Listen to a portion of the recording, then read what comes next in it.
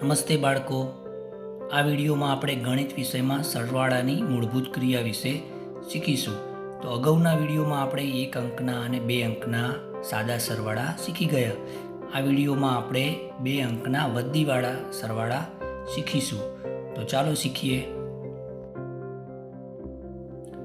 તો બાળ મિત્રો, સૌપ્રથમ આપણે 46 અને 24નો સરવાળો કરીએ. તો એના માટે આપણે જમણી બાજુ એકમના અંકમાં રહેલા 6 અને 4નો સરવાળો કરીશું. સૌપ્રથમ આપણે 6 લાઈન દોરીશું.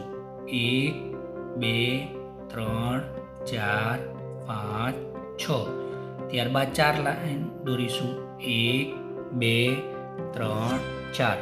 હવે 6 અને 4 બંને લાઈનને એક સાથે ગણીએ. તો 1 2 3 4 5 6 7 8 9 અને 10.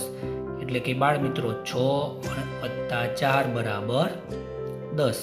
હવે 6 અને 4નો સરવાળો 10 થાય છે, જે 2 અંકમાં છે. તેમાંથી 0 એ એકમના અંકમાં છે, માટે એકમના સ્થાનમાં આપણે ઉત્તર 0 મૂકીશું. અને દશકના સ્થાનમાં રહેલ 1 છે એ આપણે વધી તરીકે લઈશું. હવે વધી 1 અને 4 દશકના સ્થાનમાં રહેલા 4 અને 2નો સરવાળો કરીશું. તો એના માટે આપણે વધી 1ની 1 લાઈન દોરીશું. ત્યારબાદ 4 લાઈન દોરીશું. 1 2 3 4. 2 લાઈન દોરીશું. 1 અને 2. હવે ત્રણેયને એક સાથે ગણીશું. 1 2 3 4 5 6 7. એટલે કે જવાબ આવશે 7.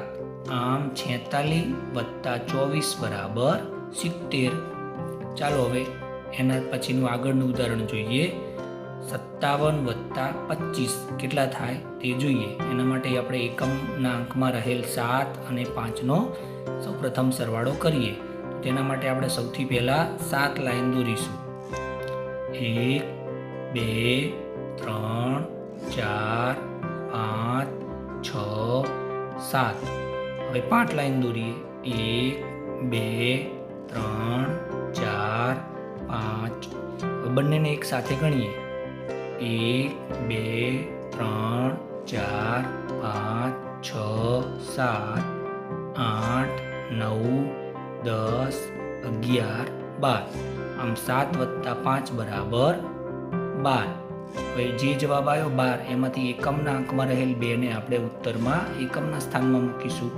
અને દશકના સ્થાનમાં રહેલ 1ને આપણે વધી તરીકે લઈશું દશકના સ્થાન ઉપર. હવે ત્રણેયનો સરવાળો કરીશું. વધી 1 વત્તા 5 વત્તા 2. એટલે 1 ને 5 કેટલા થાય? માટે આપણે સૌપ્રથમ 1 લાઈન દોરીએ. ત્યારબાદ 5 લાઈન દોરીશું. 1 2 3 4 5. ત્યારબાદ 2 લાઈન દોરીશું. 1 અને 2. હવે ત્રણેયને એક સાથે ગણીએ. 1 2 3 4 5 6 7 8. તો એનો ઉત્તર આવશે 8. આમ 57 વત્તા 25 બરાબર 82. ચાલો હવે આગળનું ઉદાહરણ જોઈએ. હવે આપણે 38 વત્તા 46 કેટલા થાય તે જોઈએ. તો એના માટે આપણે એકમના અંકમાં રહેલ 8 અને 6નો સરવાળો કરીએ. તેના માટે સૌપ્રથમ આપણે 8 લાઈન દોરીશું. 1 2 3 4 5 6 7 8. હવે 6 લાઈન દોરીએ. 1 2 3 4 5 6. હવે બંનેને એક સાથે ગણીશું. 1 2 3 4 5 6 7 8 9 10 11 12 13 14. આમ 8 વત્તા 6 બરાબર 14. હવે 14 જે ઉત્તર આવ્યો તેમાંથી એકમના સ્થાનમાં રહેલ 4ને આપણે એકમના સ્થાનમાં મૂકીશું. અને દશકના સ્થાનમાં રહેલ 1ને આપણે વધી તરીકે લઈશું. હવે વધી 1 વત્તા 3 વત્તા 4 કરીશું. તો સૌપ્રથમ આપણે વધી 1 માટે 1 લાઈન દોરીશું. ત્યારબાદ 3 માટે 3 લાઈન દોરીશું. 1 2 3. અને 4 ગણવા માટે આપણે 4 લાઈન દોરીશું. 1 2 3 4. હવે ત્રણેયને એક સાથે ગણીએ. 1 2 3 4 5 6 7 8. તો 1 + 3 + 4 બરાબર 8. આમ 38 + 46 બરાબર 84. ચાલો વધુ એક ઉદાહરણ જોઈએ, જેમાં 26 + 39 કેટલા થાય તે જોઈએ. તેમાં એકમના અંકમાં રહેલ 6 અને 9નો સરવાળો કરીએ. તો સૌપ્રથમ આપણે 6 લાઈન દોરીશું. 1 2 3 4 5 6.